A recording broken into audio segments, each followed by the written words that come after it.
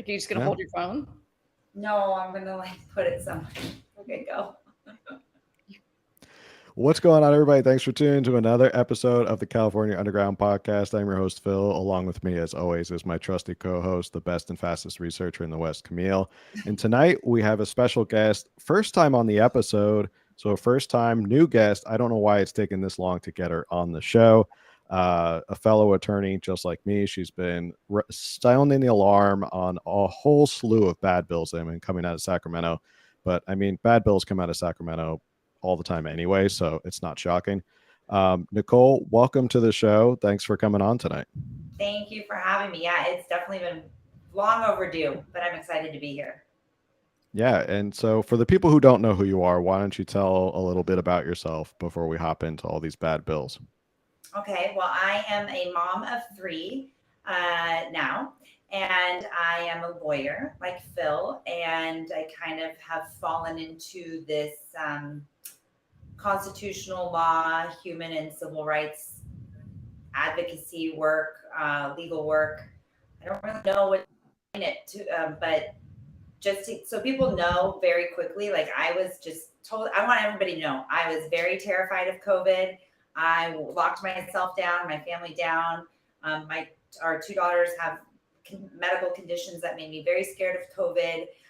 But it was while I was in COVID and while we were locked down that I started to see things on the internet and social media that really opened my eyes to what was going on, and really in a weird way was lucky enough to live in Orange County where we had some very egregious bad actors, including the COVID-19 vaccine, the digital passport, which San Diego, Orange County, and Ventura were, the three pilot programs for the digital passport, which is what made kind of expose me or revealed to me that this was not truly about our health, safety, and welfare. This was about control, tracking and tagging and controlling us. And then when I started to see what was happening at our local board of supervisors, what was happening in the schools with children specifically, I just started like really truly lost my mind.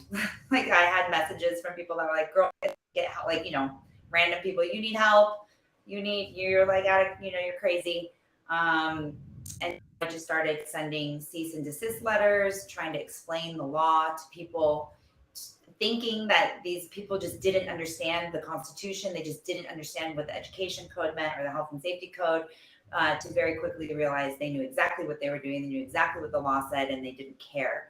So I started my Facts, Law, and Truth Justice Instagram page. Personal page got really volatile, and I also just didn't want my family exposed to that. So I started this like horrible handle that's like so many words long that no one remembers, that I couldn't decide. I thought the facts are important.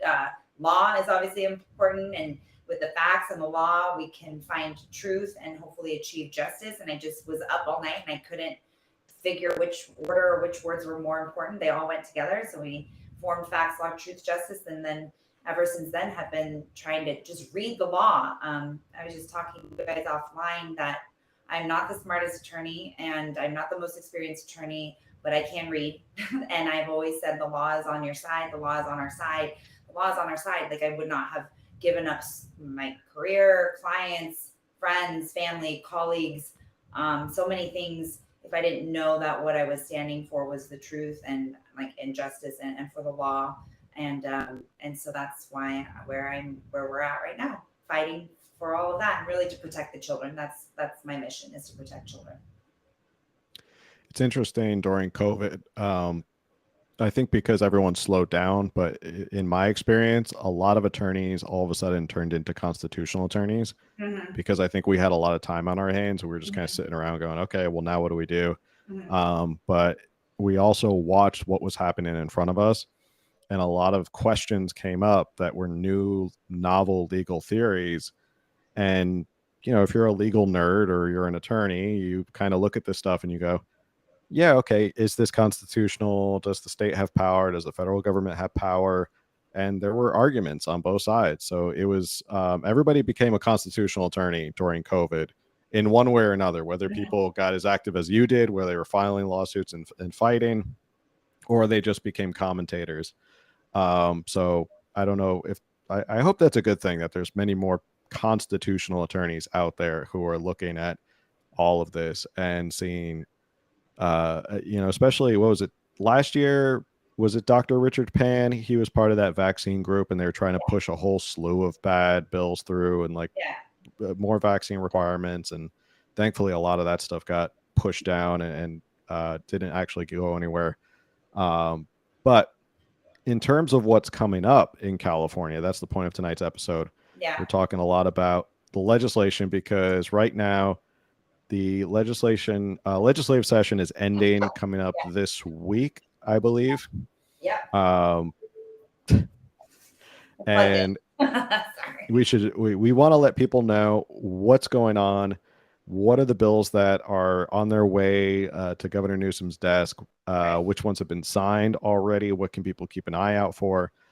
You provided us with a whole list. You have an actual fact sheet of bad bills that were coming out. So I guess we can start there. Is there anyone in particular you want to start with to kind of highlight for people?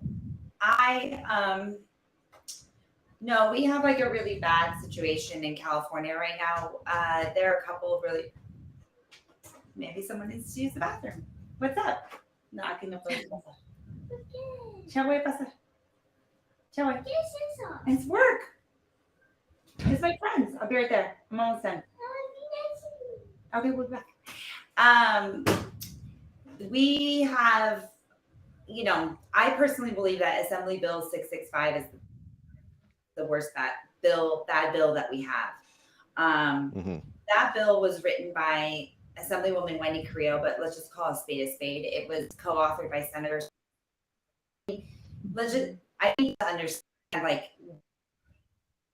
I didn't even know who my assembly person or my senator was. I did not know who it was. I did not know about the legislative process because I understand one of my goals is obviously to educate on these bills, but also empower people to understand this age, because you absolutely being like a constitutional attorney. What I'm about to describe to you and what I've been doing is what every single one of us can be doing. You do not need to be an attorney to do what I'm about to share with you. We are American citizens and live in a constitutional republic. These people that I'm about to talk to you about, our representatives, work for us. They are elected representatives. They're supposed to represent our party values and goals and needs. Literally our public. Words. This is just this is the reality of the situation. And so I just want you guys to keep it in perspective what I'm talking about. So like I was just mentioning, every year several thousand bills, or over 1,000 bills I would say, come through the legislature to present bills. And he just mentioned Richard Pan, but Senator Scott Wiener is another. Senator Scott Wiener, Assemblywoman Buffy Wicks, Assemblywoman Wendy Carrillo. There are a few Senator Haney, Member Evan Lowe. I guess Alex Lee is now on our radar. There are some representatives who are always kind of on the bills. So what happened last year with COVID bills is that Senator Scott Wiener authored many, many, many bad bills that were basically, as you guys right now, we're basically making our lives contingent upon getting the COVID-19 vaccine, whether it was Jabs for Jobs, AB 1993, SB 866, Jabs in order for your kids to go to school. There were there was bills that were saying that law enforcement had to enforce the state, otherwise they would lose funding. Bills all circulating around COVID-19 and these alleged states of emergencies. So that was last year. So this year we're bracing ourselves for what we have seen as this trans LGBTQT really movement that's happening right now. And we had heard a lot coming from Scott Wiener, but we didn't see bills from. So do was partner with assembly people so that these bills flew through the assembly under the radar because there were these no-name assembly people who are either have higher or don't know what's going on, that basically were his lackeys that authored these bills, were the primary authors of these bills, and then he was a principal co-author, but we all know they really come from him. So AB 6 by Wendy Correa and 7 one of them. And what they did and what they always do is they try and pick some like hot button topic, really ride the coattails of immigrant, minority, kind of disenfranchised communities, say that they're trying to grant them, empower them. Those are really, key, trigger words, keywords, and how they pass these bills. So you don't want to really oppose these bills because you don't want to be a bill that's going to grant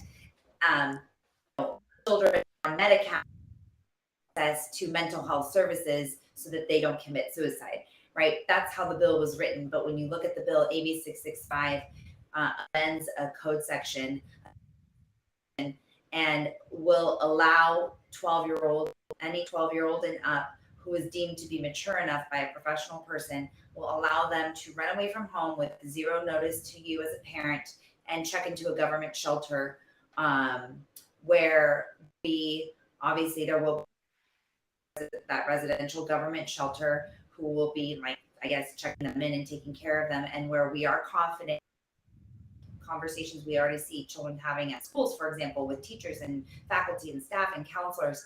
There will be conversations about your home life, feel comfortable at home, whether they feel supported at home and understood at home. And mind you, we're talking about kids in adolescent age, 12, 13, 14, 15, 16. Like, a lot of us really didn't like our anyways.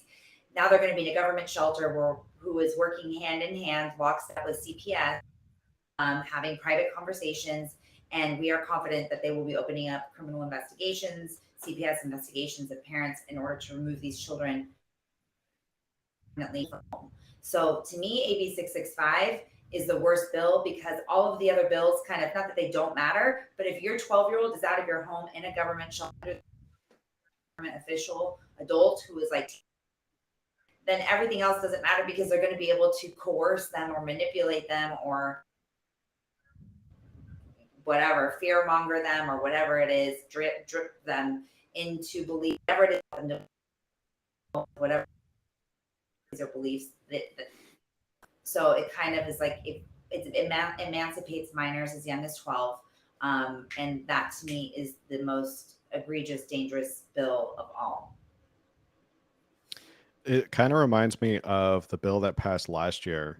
We discussed it on the podcast. It was, if Camille might remember, if correct me if I'm trying to remember this. This was if okay, I'm so a glad. child Just runs away. I can't see you guys, so I was just talking because I was like, I can't see you, but here. you're there. We're still here. Yeah, we're still here. Yeah, everything's good, and we heard everything. So till someone comes back. So I thought, sorry, that was if we can't hear you, we'll say something. We'll just start talking and say we can't hear you. I'm dying. We weren't just staring at a blank. Yeah, we weren't just staring into silence. So I was just talking. Someone comes back. So you're there. So anyways, that was a very long-winded explanation. I can give you a shorter one, but keep going. So it reminds you of what bill from the other year? It was the bill that what is it? If kids run away from home because they deemed California the sanctuary state, sanctuary state. So if kids run away, a court order from another state, California, won't abide by, which to me violates the federal constitution, privileges and immunities of other states. I mean, the fact. So it's insane that California just goes, we're not going to listen to what other states have to say in terms of family custody. Right. That kind of sounds like it, where the government just kind of steps in and goes, nope, we're going to take control of your child. There's nothing you can do. That's basically it. And the state has more authority over. It's almost like at this point, the state of California is almost in a position where their position is, we're granting you permission to have children and to raise them. Right. But we have the ultimate say, and at the end of the day, we can pull your kids away, we can put them in these residential shelters and children. So you enjoy the privilege of having these kids from the state. So does that sound correct? Yeah, I mean, we've actually heard them say, I mean, we've heard even Joe Biden say, like, these children are not your children. These children are our children. They're not your children. They're not your children. And people confuse this. Actually, it's really interesting. When I was at Mass this weekend, the priest was talking about how, like, children, he's from Ghana, our priest is from Ghana. And he was saying that, like, when the children would run around the village, that, like, if you did something naughty, like, that your auntie would spank you or ground you or, you know, put you on timeout or whatever it was. And he's like, our children, you know, the children were the children of the village. But, and I do believe that it takes a village to raise a child, and that's your community. That's your extended, your nuclear family, your extended family, your aunties, your uncles, your neighbors, you know, certainly. But those people are not the state. Those aren't the government. Children are not, and people, I think the reason why I point that out is because I think people have confused that.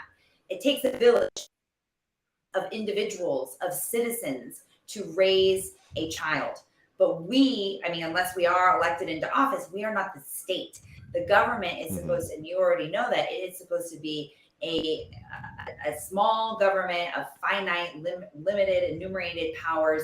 And we kind of started this process saying, you know, the government is, these government agencies and these boards are it's from the law, instrumentalities of our creation. We created them. We give them our power. It's almost like proxy. It's like voting by proxy. Like, we can't all 32 million or however.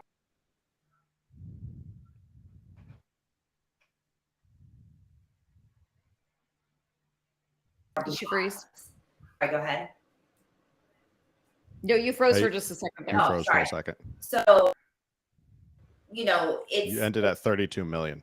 Oh, there's 32 million of us, and we cannot all go to the Capitol and legislate and lobby for the bills. We have elected representatives to serve in the public capacity, and so yeah, that's exactly what's happening. It's similar. I mean, what's going on in California is even worse, because we know that Governor Newsom is gunning for presidency. He's saying he's not going for 2024, but 2028. So what happens in California will spread across the country. And he has already demonstrated time and again, like you mentioned last year, he does not care about the California Constitution. He does not care about the U.S. Constitution, the federal Constitution, which is the supreme law of the land. And he will just run amok. He will run ramshackle over that. He does not care about any of these constitutional provisions, even though he has taken an oath to uphold the state, federal Constitution, and the law. So it's pretty terrifying. He does not care. California does not care. I want to expand on just a couple things, because there are already provisions in place with this this law, but this is now, the child doesn't have to present any sign of harm, correct? Correct. Like, it could just be any child, whereas before there had to be, they were possibly suicidal, or there was harm going on in the home, some sort of abuse. And now that they're trying to erase all that. It's just any child, they can decide to do this. Right. And this is so bizarre to me, because the state of California has, I believe, about 60,000 children in foster care right now. Where do they expect all these children, when they make them wards of the state, where do they expect them to go? Well, and we're already hearing it. Many people are wonderful foster parents. I'm not putting that down, but we do hear horrific stories of, these teenagers that go through abuse in these foster homes. And then they're often the turnarounds of the homes, because they're kicked out of one home and into another. And I just, as a parent, am always baffled, absolutely baffled, that they're trying to separate children from parents. But then I'm glad you mentioned Mass, because I wasn't sure where you were with your faith and everything. But the Bible, I feel like Democrats are trying so hard to take the Bible and then just make everything about it opposite and illegal. You know, the Bible's so clear about parents training your child in the way that they should go. There's all these verses. And in fact, there's entire chapters dedicated to parenting and raising your children. And then Democrats are like, nope, nope, nope. And if you do any of that, we're going to take them away from you. Well, I mean, legally. Like Governor Newsom is like, we have this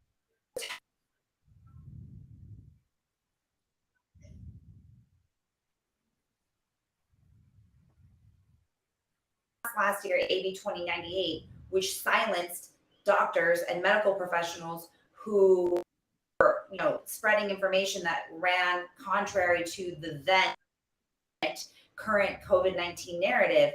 That is, he literally suppressed. That was to silence people from speaking and communicating. AB 665, well, AB 957, for example, is another fine bill that says you must affirm your child. And if you don't affirm your child, you could lose custody of your child. Judges must give priority to those.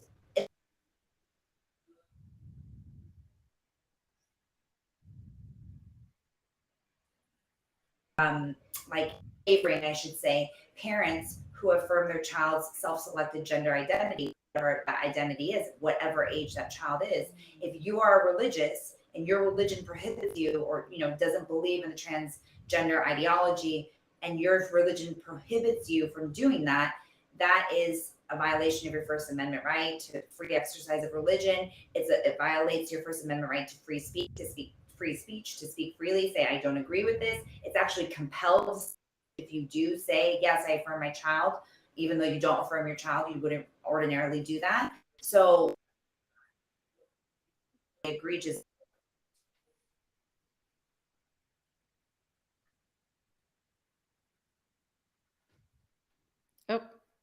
law of the land. And these protections are well settled. Okay, these are fundamental rights that are enshrined in the U.S. Constitution. They have been protected. Parental rights, your right to privacy, has been protected for over 100 years by the U.S. Supreme Court over and over again. Poor Camille is outnumbered by 2 Catholics on this podcast. I'm a Christian. It's okay. Well, I hear enough people who say like, "Oh, Catholics aren't Christian." No, we just like to. It's a denomination. Sorry, we're not going to get on a rant on that. I feel like we all probably pretty much believe the same. It's fine. I mean, we're the original Christianity, but that's not the point of this podcast. Anyway, moving on. In terms of another bill I want to touch upon was AB 1078, and this has really become like a hot button issue because of what's going on. If you've been paying attention, like school board districts and what was it? Orange Unified just passed this same parental notification. Jonathan Zackerson, who's been on the show before, has been a big part of this in terms of getting these parental notification policies where they were trying. Child or student comes to a teacher and comes out as transgender, that the teacher's position was they wanted to keep it secret, but now they have this parental notification. So this sort of goes hand in hand with that. And yet opposite. What's that? Because on the one hand, they're saying if you don't affirm your child, we're going to take them away from you. Exactly. But then on the other hand, they're saying we need to keep this from the parents 100%. Because they're in a dangerous situation. So we either can't or can't affirm them because we're not. Right. I'm sorry. Right. So you must affirm, but we're not going to tell you, and you don't get to know. Right. So, so I've put these bills for this year really are like in 2 camps, but they all go together. And I would like to say for the record, I don't, a lot of these bills are trans-oriented, transgender, gender-affirming care-oriented bills. This is not about transgender children, okay? Last year was not about COVID.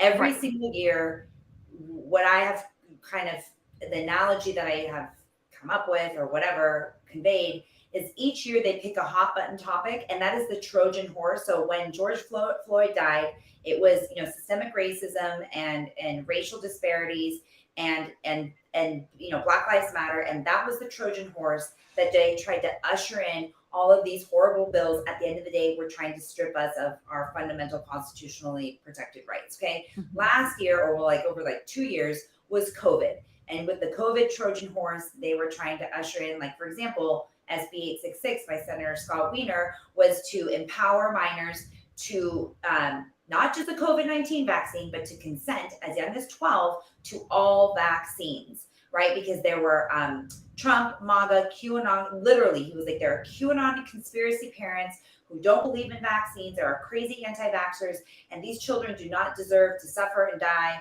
from COVID because their parents are reading misinformation and they're misinformed QAnon conspiracy theorists. Literally, that is what he said.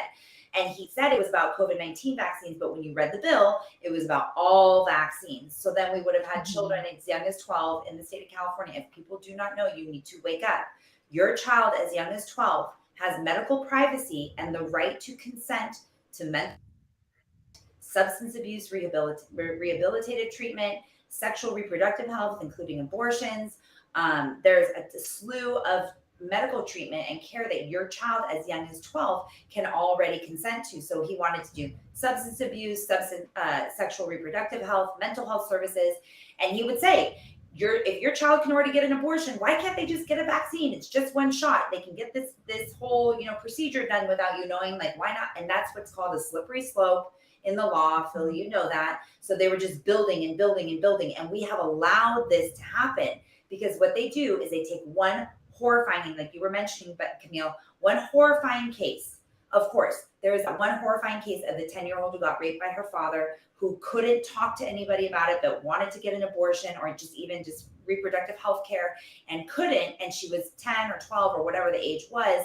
And so we create a law around that one horrifying exception to the rule. And we've allowed consistently in California to allow these horrifying exceptions to swallow the rule. So now, again, in California, minors as young as 12 can consent to, again, I just really want people to understand sexual reproductive health care, mental health care, substance abuse treatment.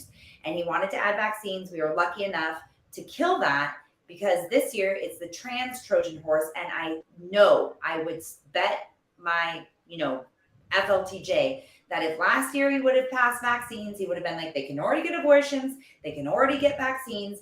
Why not allow them consent to gender affirming care? It would have been the next thing. So right now, this year is the trans Trojan horse. It's a Trojan horse covered in the rainbow flag. No one wants to touch it because it's the hot button topic. All of these bills start with, analysis of trans LGBTQ youth, how they're susceptible, to mental health issues, to suicidality, and then they're like, and that's why we need to increase the gas tax. And it's like, it has nothing to do with that, but they're using that as, there's no other word really. On my, kind of funny because on my notes for AB 957, which is the parents who don't affirm could lose custody, I actually wrote slippery slope because what in the future can they, we already did this. And now what are they? That's exactly what I wrote was you just said, yeah, I used to have a rant, and this is going slightly off topic, but I have been, so my oldest is almost 18 and I wasn't anti-vax. I just was it's my choice, research. I didn't believe in getting them all done at one time kind of thing. So I was very pro not following the schedule and just doing what I wanted when I wanted. And I've always been like that. And I've also always homeschooled, so I didn't have to worry about those things for school. But that was something that I, probably 12, 13 years ago, I started noticing this funny little connection between, and I don't know how to articulate this very well, but between getting vaccines and owning our children. And I started using that kind of I'm like, okay, so they want our children as young as 2, starting in preschool, and they want to get them full-time education starting 2 years old. And not even just through high school because they want them in college. But I was like, they're mandating these vaccines. And then they're going to keep pressing them earlier. They're going to all of a sudden mandate preschool for the 2 and 3-year-olds. They're going to get them in school. They're going to get them vaccinated. They're going to make us follow these laws. And then they're going to teach the kids what they want to teach in public schools. And of course, they're always trying to outlaw homeschool. So they're going to get in the kids' heads starting at 2 years old. Yep. And and then they're going to teach them, you need a good education because you need to do all this to get into a good college. Then, they're going to get into college and then they're going to take out all these student loans that from the government, right? They're going to owe the government and of course, they don't get a better job to pay more taxes. And so the government's trying to just own them from 2 years old and on. Yeah. Well, it's so interesting you say that because, my family's from South America, and the better grades you get, the better school you get into and the less you pay. So the best universities in Argentina are free. I mean, that's how it should be, right? It should be Meritocracy. It should be based, like, the harder Yeah. you work, the better grades you get, you should get rewarded for that. But it's totally what you said. That's exactly it. And I mean, going back to the bad bills, we have, I mean, it's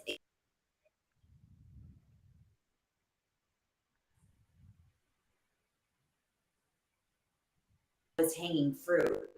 And they make it super expensive for you to live here.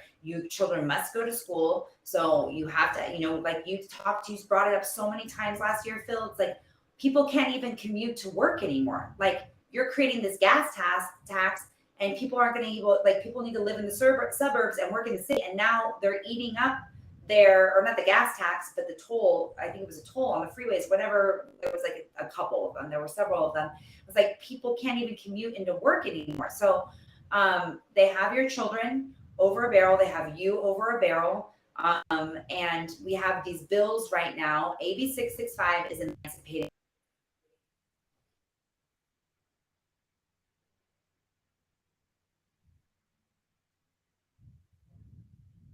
children as young as 12 can consent to mental health services, but without your knowledge or consent, like I was just mentioning. But the only way that they can leave your home and check into a residential shelter is if there are allegations and proof of abuse, incest, or that they are a danger to themselves, want to commit suicide, or they want to kill their brother or their dad or their teacher or their whatever.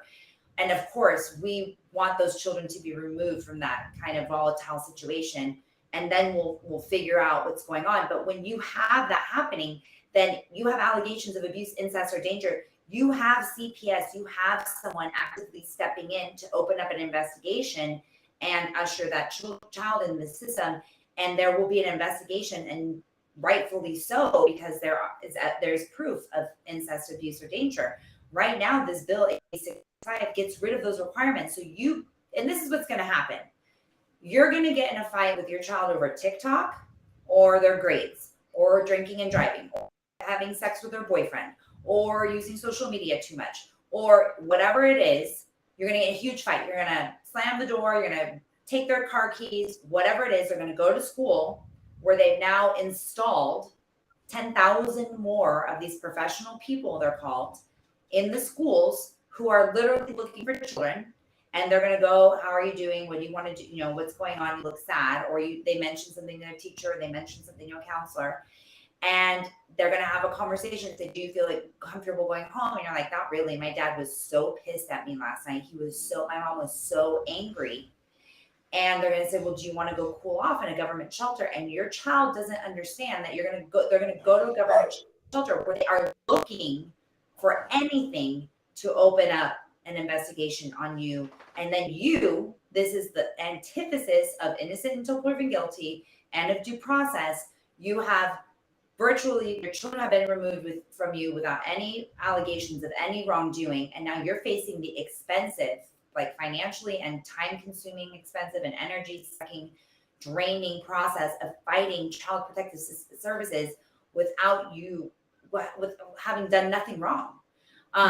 And so they're removing the children that way. They're removing the children with 957, because the child's going to be with the least mentally stable parent, right? The affirming parent. Those in foster care. And what you're saying about foster care, it has nothing to do with foster care people being good or bad.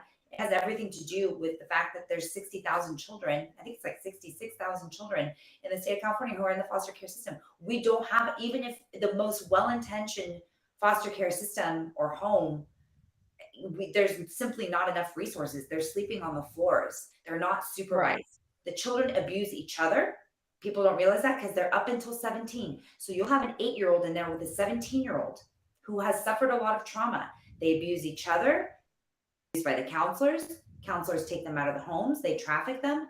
And traffickers wait outside of foster care homes because they know these children are vulnerable. They know they don't have adults who they are accountable to, who are, taking care of them, tracking them, whatever, people spin it as like, oh, they're not property and you want to control. They don't have any adults are taking care of them who know where they are and are going to be concerned if they don't show up for 3 days.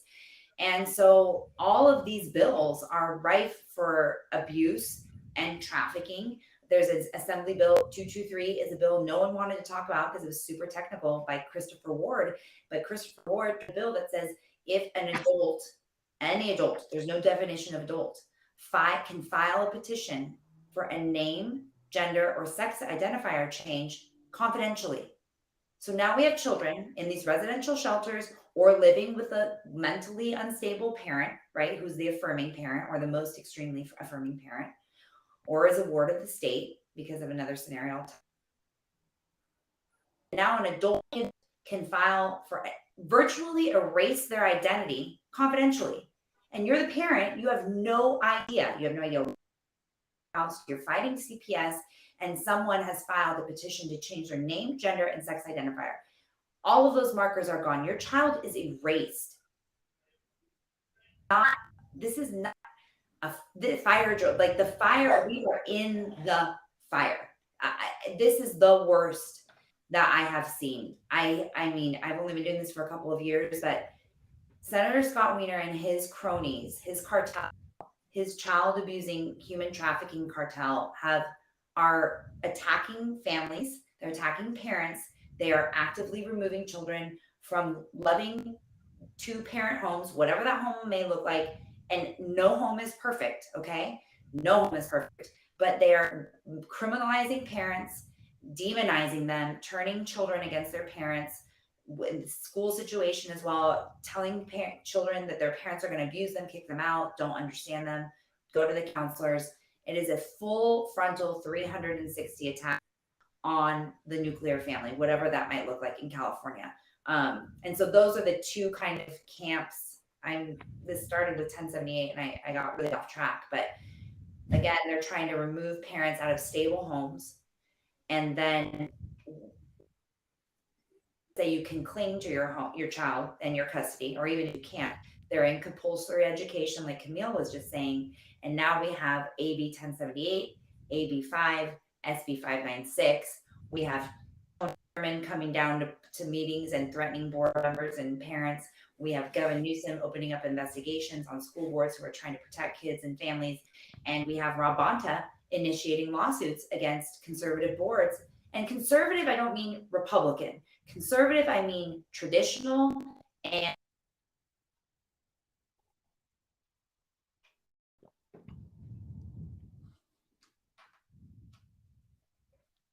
time-tested rules. And I mean, I don't know. There's no other picture to paint. That is the picture. That is the reality of what's happening in California right now. The funniest thing, or it's not actually ironic.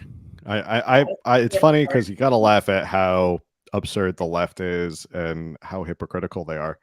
They cry about, this is an attack on our democracy. This is an attack on our democracy. Everything's an attack on our democracy. And now with the school boards and the fact that Rob Bonta and Gavin Newsom are basically going after every school board, is in our mind, it's an attack on democracy and sort of the separation of powers between local school boards and duly elected school board members. And this is something that I think was coming down the pike for COVID. And I remember talking about this a lot in my lives and stuff back during COVID was like, you have to make sure you pay attention to everybody who is on your ballot all the way down to school board. 100%. And a lot of people started to show up to school board meetings and they started to go, okay, I'm going to get involved. Now I get to see what's happening in my school or in my school. And now you have these school boards that are maybe right leaning or more conservative, and they're implementing these parental notifications. They're spreading like wildfire because I think it's in the best interest of the kids and the parents.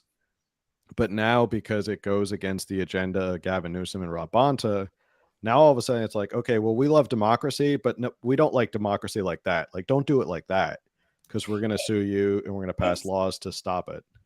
But it's not. It's like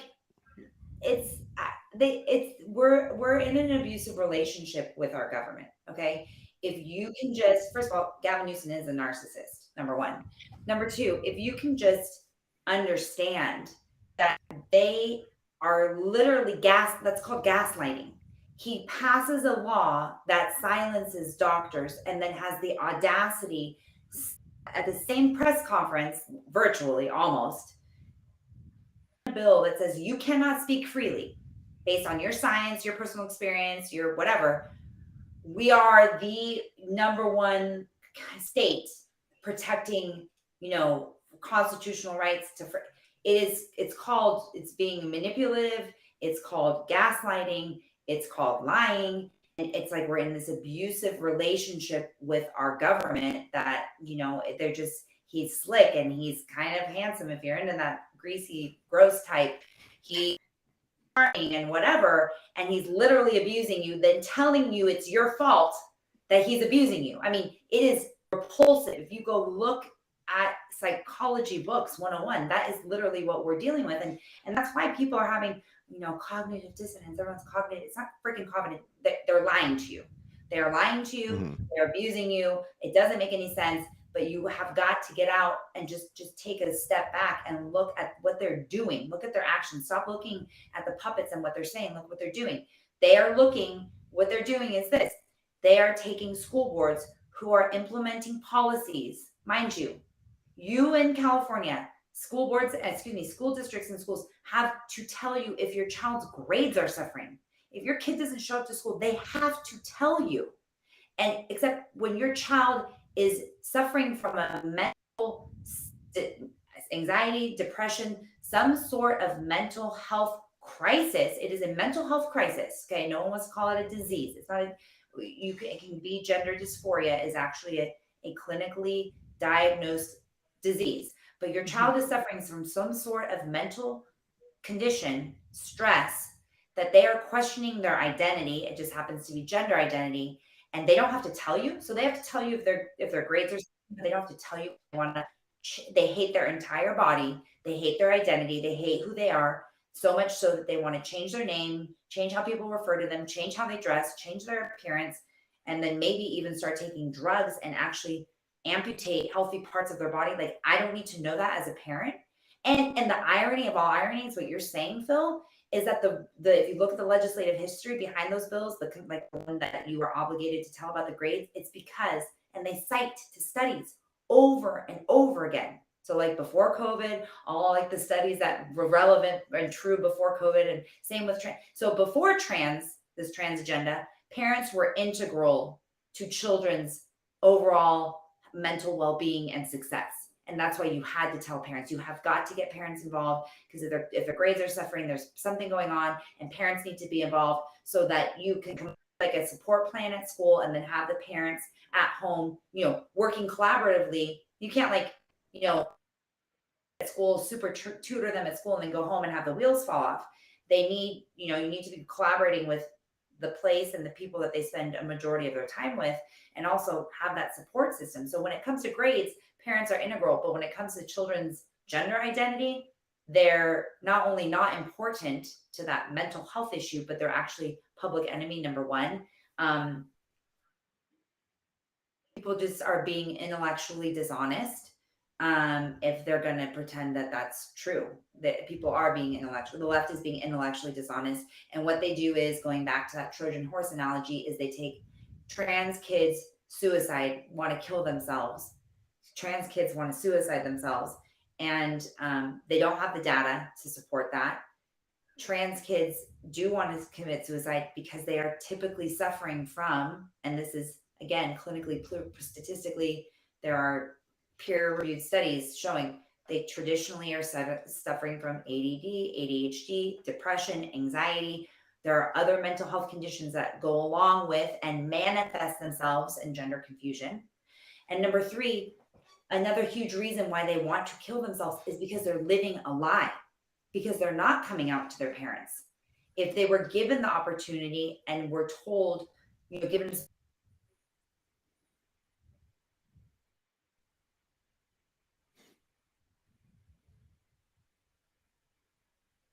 but that's not what schools are doing. And the other thing I want to say very quickly is everybody needs to get involved. Like, you need to understand these are the laws, understand California legislature is coming after your children, and understand that what's happening is already happening. Like, I'm not making this up and sounding the alarm on these bills because I think that one day, because I'm some hysterical Orange County housewife, like people like to call me, it's because I'm already getting the phone calls. Abigail Martinez is already a mom whose child was removed from her custody and care because she would not affirm her child's self-elected gender identity because her daughter was I think it was bipolar. Don't quote me on that. She had mental health issues. And when the transgender, this is just a couple of years ago, started gaining, momentum, she went with the trans thing. And her Yale, or excuse me, wanted to take her daughter to get therapy, and they said no. And the school took her daughter, got her removed from her mother's care, got her into, protective service, into a foster care where she was pumped full of hormones and, all the whole health care plan, gender for me health care plan. Meanwhile, they're investigating her for emotional and psychological abuse. This is before these bills were even written. Okay. Was exonerated, gets her daughter back, and her daughter kills herself because her daughter didn't get the treatment that she needed for 3 years and instead got pumped full of like hormone raging inducing, like they make you those hormones make you super aggressive. They make you super horny. I don't know what the clinical word is. They make you very, like, she was all over the place and she stepped in front of a train and killed herself. So this is already happening. Adam Venus, 3 or 4 years old, saying he's non-binary. Why? Because his wife got awarded custody because he would not affirm. This already happened. This bill just passed out of the legislature. Harrison Tinsley's wife wants to raise his son, non-binary. He has videos of his son crying. I don't want to wear a dress. I'm not a girl. I don't want to wear high heels. I don't want to wear makeup. And he's in a custody dispute. And that judge is threatening to take his son away from him. All this stuff is already happening. These children, I don't know if you know, what was the name? The case that just settled with Harm. They started to transition her child behind her back at school. You need to go to campus and you need to get our parental notification policy, try and find conservative board members to get them to pass the policy. And you need to go into your schools and to your boards, ask them, email them, and do FOIA, public records requests, and demand to know if they have gender transitioning programs, because these programs are already being implemented at your school. So the parental notification policy is something that is in response to these cases that are already happening and these gender transitioning programs that are already rolling out at your school.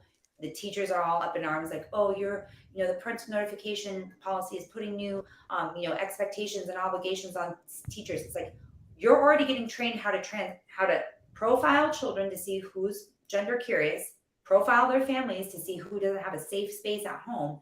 And you're already being trained to create a safe environment for them at school. They're already going after your kids at school. It's already happening. This is not do the work. I know, I'm not trying to be inflammatory. I already am getting the phone call. We already have the cases. They're already happening. Google Abigail Martinez, Google Adam Vina, Google Harrison Tinsley. You detransitioner. All of these people exist. It's already happening. And these bills were made to, like you guys said, kind of like solidify, concretize these policies that are already in existence and remove parents from being involved and having a say in what's going on in their children's school. It's not a fun I don't think it's podcast. Sorry. Oh no, it's serious stuff, because I think people need to know how much of this is coming down the pike right now and how serious this is. This is becoming law in California. The governor is signing this into law. And I don't think it's tinfoil hattish to look at the bills that you've listed and see there is a pattern here. There is something that they're trying to do here. It's not hidden in the details. We're not imagining this. When you move the voters' ability to elect their own local representatives, you remove the ability of those duly elected local officials to enact the will of the people who elected them.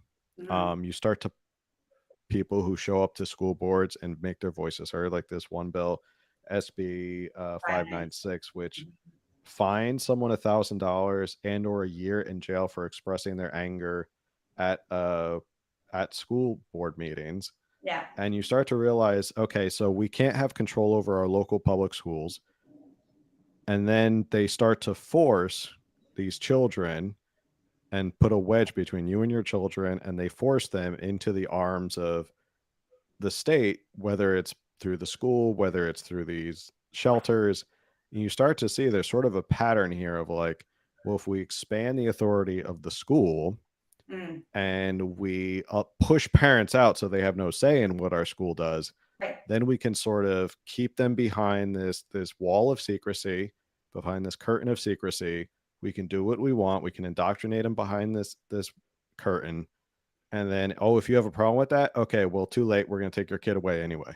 So I don't think it's tinfoil hattish or conspiracy at all. I mean, anybody who has half a brain can look at the pattern of these bills and what California is passing this year and go, they have a concerted effort and they have an agenda to do something and to try and put a wedge between parents and their children and take children away from their parents. I honestly believe that. And people who know me, I don't say inflammatory things just to, get the clicks and the views and all that stuff. I try to break things down from a logical perspective, but logically you have to look at all this together and put the Yeah. puzzle pieces together. And there's a concerted effort and people need to know about that. So Yeah. that's why I think it's good that we're talking about this and letting people know this is what's coming out of the session this Yeah. year alone. So I mean, those are all the bills, and there's AB 1078, which will, like you said, dictate what material and curricula. Okay, so they're mandatory in school.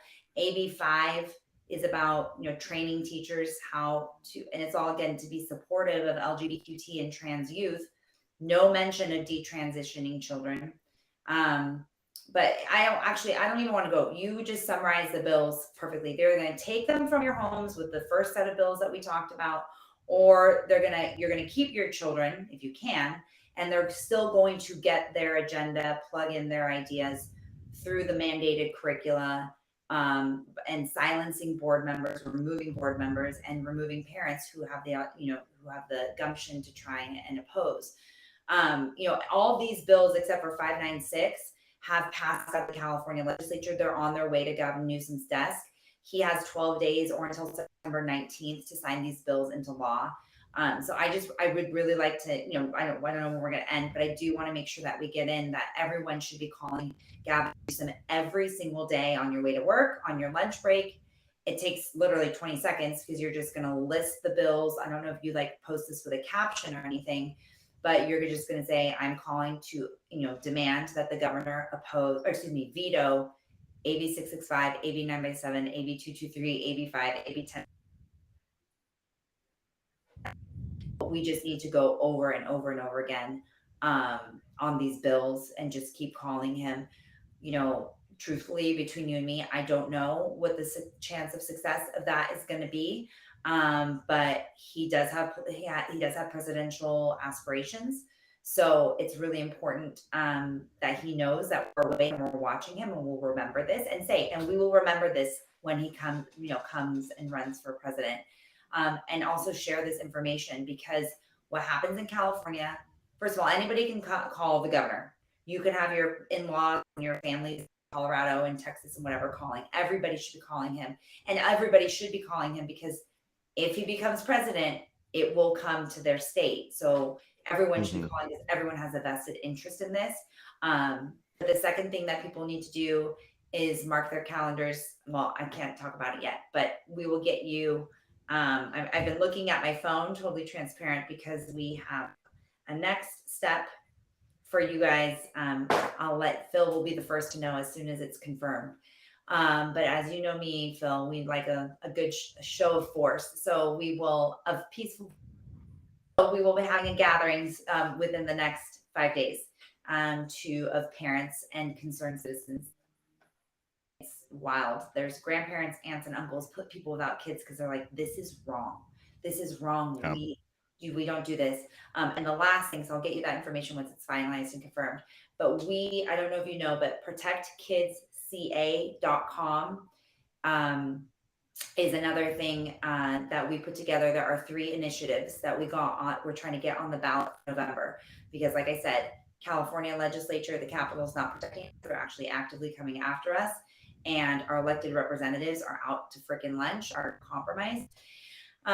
So we have 3 initiatives. One is I wrote them, so let me just really quickly pull them up. One is to protect girls' spaces and sports. Another one is about parental notification and transparency.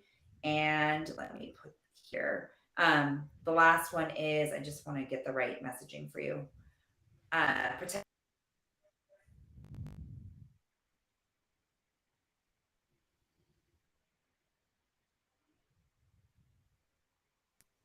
making it illegal to render gender affirming care to minors, protecting girls' sports and spaces. Obviously, is getting male individuals out of their locker rooms, bathrooms, and their sports. And then the parental notification policy is what we are trying to do right now on a local level. We have got to protect ourselves. Right now, what you can do is talk to your kids, go to your school, talk to the teachers, talk to your principal, find out if they have a gender affirming care or gender transitioning policy in place or anything to that effect. Go to your next school board meeting, demand to find out, do a public records request, demand to find out, and start having conversations with your kids right now. That's how you start now. And then try and get our parental notification policy passed in your district. If you're working on that and you need help, like your board members are scared, they don't understand the policy, they don't want to get sued, Aaron Friday, Jennifer Kennedy, or myself, Dean Browley, also we will meet, we will explain the law and explain how these policies are legal and how they can defend themselves. And then really, really, really go find out, go to protectkidsca.com, go to the initiative, sign up for updates, because we need to get about 500.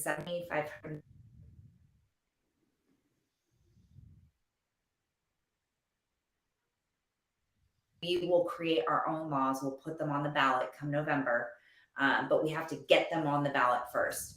So we need to get those signatures in 180 days, and we'll need everybody's support to do that. And we can start spreading awareness now. So once we get them on the ballot, we can start getting once we get them green lighted, we start getting the signatures. If we get 576,000, they get on the ballot in November, and we know they're going to pass because that Rasmussen poll, that survey they did, it's like overwhelming. It's like 80% of Californians absolutely believe that parents should be notified when their child is suffering mental health issues. So these initiatives will pass. We just need to get them on the ballot.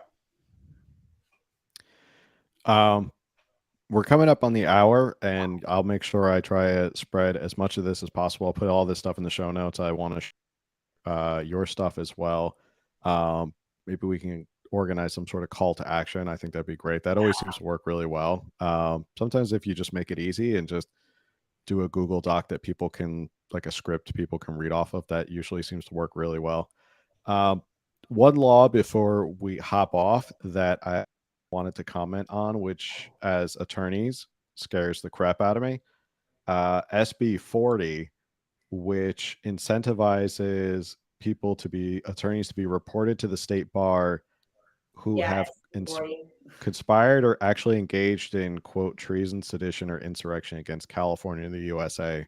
So to me, that sounds like anybody who could be MAGA, we want to report to the state bar, or if you filed a lawsuit that challenges the governor or state government. Right. So if you sue the governor, like we did, sue the state, if you sue Joe Biden, I mean, very easily you will be accused of insurrection and treason. I mean, I can't think. That law is SB 40. That's Senator Tom Umberg's law. He's in here in Orange County.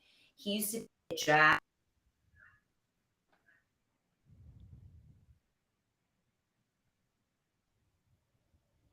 In AB 957. He should know better.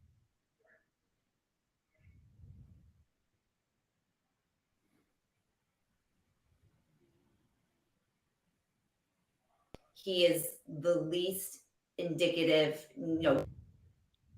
to be representing our profession. And the gall of that is the last piece. And I actually never talked about SB 40 because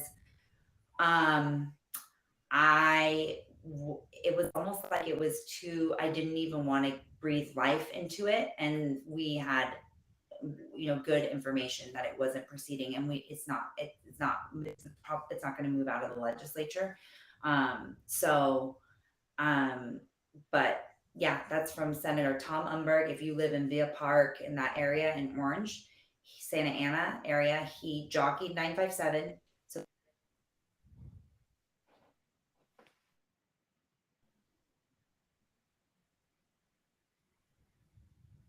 it's all free exercise of religion, free speech, compelled speech, your due process rights, 14th Amendment due process rights to manage the care and custody and upbringing, well-being, education, religion, health of your child, which has been protected by this for years. Aside from that, in addition to that, the bill is extremely poorly written, and it says whoever affirms, like a judge needs to look at the health, safety, and welfare, and that includes who affirms the child. So there's no definition of affirmation, and this is super, super, super important. And I hate that we waited till the end, but I hope people are still listening. There's no definition of affirm, and affirm can mean two things: social affirmation or medical affirmation. Social is hair, cut, name, pronouns, clothing. Medical obviously is, has cross-sex hormones, surgery, vaginoplasty, all those things. So there's no definition of affirm. So you have three options. You have one scenario where one parent is the affirming parent, the other is not. That person's going to get custody. You have two parents who are both affirming. Who wins? Is it the most extreme affirming parent? Is it our daughter top surgery, even though she's 4 and she doesn't need top surgery or even want it, but I'm the most affirming parent? What happens there? Number 2. Mm-hmm. Number 3, no one is talking about this, and this is what you're referring to, Camille, is when, and I mentioned this in the my Fox News interview that kind of went viral, is if both parents, I hate you, Phil, we're getting divorced, wasn't meant to be, it's not you, it's me, but we do agree that we will never affirm, or we're certainly not going to affirm our 5-year-old, our 3-year-old, our 2-year-old, our 11-year-old, then that means under this law, the way it's written, is that both of us are acting contrary to or jeopardizing our child's health, safety, and welfare. That means that the child, mark my words, it's going to happen. Both of the parents are acting, jeopardizing their health, safety, and welfare. Both of the parents are not acting in the child's best interests, because those are the two terms of art used in the law. And the child will be removed from both of us, which is the last way, Bethany, that they're going to get them into those foster care systems. So this is coming after you. Another bill that wasn't mentioned because it got amended by Ana Caballero and Angelique Ashby, Aguiar Curry, Luz Rivas, is SB 599, because people are like, I'm never going to get a divorce and it doesn't matter to me. Well, SB 599 says visitation. If you don't affirm for visitation, so now you lost custody because you're not the affirming parent. Now you won't even get to visit because you're not the affirming parent. And in these laws, in that law 599, it talks about domestic abuse. 599 was written about visitation and changing visitation to be remote, where there's domestic abuse, allegations of domestic abuse. And they talk about the child's health, safety, and welfare. They talk about the penal code. They talk about child abuse. They talk about child neglect and child endangerment. And I said it from the very get-go. I go, this definition is going to go to the penal code. And here we have 599 that's taking AB 957. They're taking that definition of health, safety, and welfare to include affirmation in terms of custody. They're using it for visitation, and it is now going to go over to the penal code for child abuse, endangerment, and neglect. So these bills, you think I'm never going to get a divorce and I'm never going to fight over my child, but these bills, again, it's the foothold, and it will soon be able to reach you, and you may find yourself in the situation as Abigail Martinez, where your child is confused because they're 14 and they're hormonal and they hate you because you took away their TikTok, like every single normal 14-year-old, and you can be accused of abusing, mentally or emotionally abusing your child, or endangering them, or neglecting them, for refusing to get them gender affirming care, and you too will lose, and you also won't be able to visit your kid. So these bills are just really egregious on all levels. They came after the lawyer, they came after the parents with SB 596 and 665 and 957. You have got to get involved, like Phil said, at the local level. That's where you can control things, and it trickles up, and we will get these criminals out of office. Because hopefully, for as bad as it is, hopefully with this, people understand. Please go to Facts, Law, Truth, Justice, our website. My Instagram. I'm amplifying a lot of other accounts we're doing a legislators with California Parents United, all spelled out. And we're doing a scorecard of all the legislators and how they voted on these bills, because these legislators do not represent your interests. They do not care about children. They do not care about families, and they need to be voted out, and you need to replace them. So, it's going to take a lot of work, but at least it's really horrible, but at least we're all awake, and now we can unite and figure out a way to resume our position at the table, because that's where we belong. Yeah, I think it's important that people get involved and people pick up the phone, email. As we saw with SB 14, Newsom is prone to caving to public pressure. Almost funny enough, he seemed to be trying to SB 14 passing, which was disgusting. That now all of a sudden he's trying to take credit for it. But anyway, public pressure does work, and Diane Dixon was on a couple of weeks ago, definitely made it very clear. People think just because there's a super majority of Democrats, public pressure does work. If you speak up and you're loud enough and you create enough noise with the legislature, they do back off of this stuff, because they're politicians, and if they see the popular, they will back off of this stuff. So we'll definitely work together and get some sort of call to action to get this out there, so people can contact the governor, let them know that they oppose these bills. But we're coming up. We're actually a little over an hour, so we got some extra bonus time out of you. Before we sign off for the night, is there any final thoughts? Nicole, you were a great guest, and obviously don't be a stranger. I think you need to come back more often. It's sad that it took this. I love you guys. You guys are so great. Let's do it again and again and again. No, final words is just what you just said. Just and then, for all these things, these horrible things that are happening, there are really good things that are happening as well. They're going to repeal AB 2098. We're winning our lawsuits. We're getting the parental notification policies passed. But let's not wait for the lawyers to come. I guess my thing is that we can stay off a lot. I'll say this: the Revolutionary War was won with 3% of the population. Okay, if we would have won, it would have been a lot less.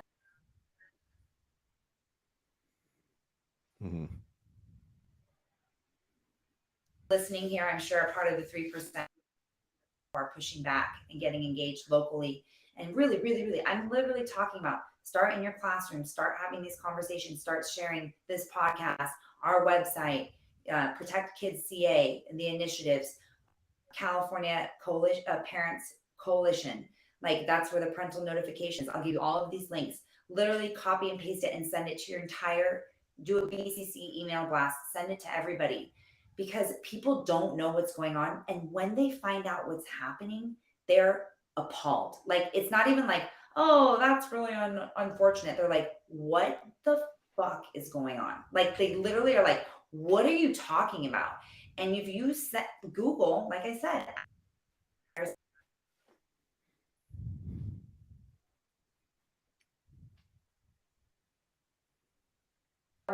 if we just have more, we can end this a lot sooner. The same way with COVID. If people had just said no from the get-go, we were right on every issue. We were right on every single issue, but it took 2 years to get there. How many people were vaccinated? How many people were injured? How many people lost their jobs, their pensions, their careers, their homes, their families? We are right. The law is on your side. We would not be doing this if we didn't know that for 100% certainty. So just share this, share this information, connect with people, and stay tuned, follow us for updates, and we will guide you to final victory over the criminal California criminal cartel. We will win. We will prevail. We just the damage in the meantime.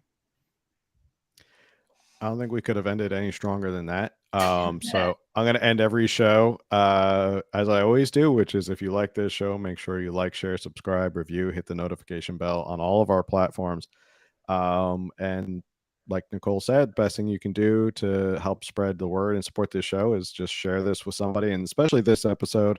Share this with concerned parents, share this with everybody, because I think the more people know about this, I think more people will be shocked and appalled at what's going on, that this is actually stuff that's becoming law here in California. So with that, we'll say goodnight to everybody. Have a good night, everybody. Thank you guys.